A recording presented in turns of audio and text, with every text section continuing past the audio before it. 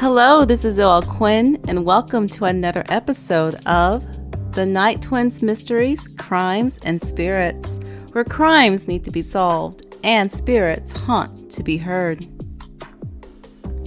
For tonight's episode, you'll be assisting Detective Athena Knight by solving a homicide case taking place at a suburban home. Before we begin, I strongly suggest that you pay very close attention to the clues, details, and alibis from the suspects as you listen to tonight's episode. So, are you ready to figure out today's case? Let's get started. For tonight's episode, this case is called The Last Drink.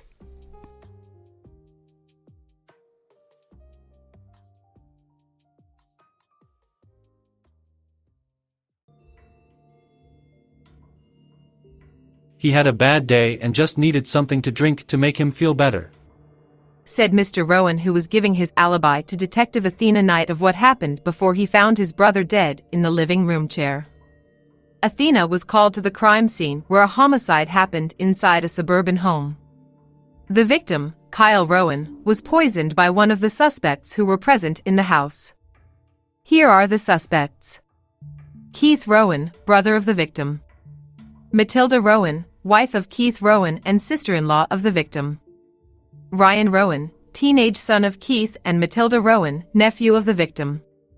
Athena observed the lifeless body of Kyle Rowan slouched in the chair, barely holding a glass half full that almost spilled over.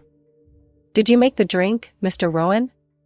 Yes, I made him his favorite drink, an old-fashioned. Athena slightly smiled because an old-fashioned was her favorite drink. Therefore, she silently was impressed by the victim's taste in alcohol, but quickly snapped back to focus on the investigation. She noticed scratches on the victim's forearms that looked fresh. She focused back on Keith. You mentioned that he was having a bad day. What happened? To make a long story short, my brother was unemployed for years because of his alcoholism. When he could no longer pay for his lifestyle, my wife and I let him live with us until he was able to get back on his feet. If your brother was an alcoholic, why did you think it was the best idea for him to consume alcohol when he was supposed to be sober? I know it sounds bad and highly suspicious of me to do something that could easily make him relapse, but he was my older brother and I looked up to him. He was a successful businessman who used to run a nightclub in Atlanta. I felt bad for my brother and thought one drink would not hurt him, but it did. It killed him. After Athena finished questioning Keith, he stepped away to mourn privately. She headed upstairs to meet Ryan Rowan in his bedroom. She was startled to see Ryan dangling a dead mouse over a tank where his pet snake was inside. She watched the snake devour the mouse. That is quite a curious snake. Thank you. His name is Copper. He is a copperhead. I am not a biologist, but if I recall, copperheads are poisonous snakes, are they not? Yes, they are, but I am very careful. Where were you when your uncle was downstairs? I was in my room until I had to come down to grab a snack. I saw my uncle sitting in the chair watching Sunday sports and, to my surprise, drinking. He asked me to grab him a snack before I returned to my room. Where was your father? He was upstairs with Mom in their bedroom arguing back and forth as usual. How often do they argue? They have been going at it ever since my uncle moved in with us. Mom wants my uncle out of the house, but my father disagrees.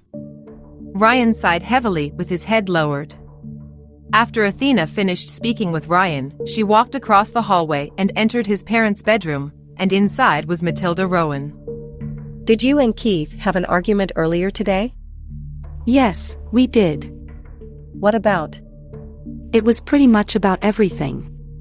Keith always complained about me not being intimate with him anymore and not showing support for his low-life brother. Athena observed Matilda closely as she watched her constantly fidget with her head slightly lowered. Athena noticed a fresh set of her nails were broken. When was the last time you have seen the victim? I saw him briefly before he stormed downstairs to the living room. 30 minutes later, I briefly saw him sitting in the chair holding his vice in his right hand, not making a sound or movement. I thought he was asleep until my husband went back downstairs to find him actually dead. You said he stormed down the stairs after seeing you. What happened? I'd rather not say. Thank you for your alibi. I believe I have enough to know what exactly happened. It is now time to test your detective skills. Who killed Kyle Rowan and how did he die? Feel free to rewind this episode for any clues that may be missed. Are you ready to see who done it? Get ready for the answer. Kyle Rowan was poisoned not by his first drink, but by his second after he asked Ryan for a refill. He never asked Ryan for a snack. Ryan is aware that his mother was being sexually assaulted by his uncle, and it is confirmed by the scratches on the victim's forearms and the behavior of Matilda Rowan. Therefore, while his father was serving his uncle his first drink, Ryan was collecting venom from his pet snake. While his parents were arguing, Ryan went downstairs and his uncle asked him for another drink. Ryan took the opportunity to mix the venom in his drink and served it to him before he went back upstairs. Ryan killed his uncle. I feel bad for Ryan. He only wanted to protect his mother from his uncle and thought killing him would make things better. But little does he know, he will soon regret his actions, for there are always consequences. I believe every choice have consequences, whether they are good or bad.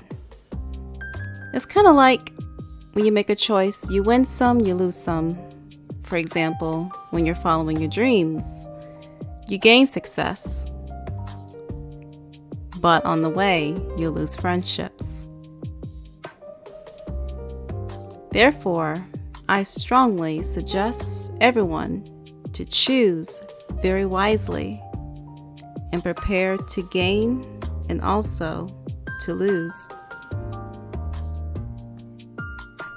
As always, listeners, thank you for listening to this week's episode of The Night Twins, Crimes and Spirits. If you enjoyed this episode, make sure to like, rate, follow, and subscribe, for there'll be many mysteries to come. New episodes are added every Wednesday. So, until then, stay curious.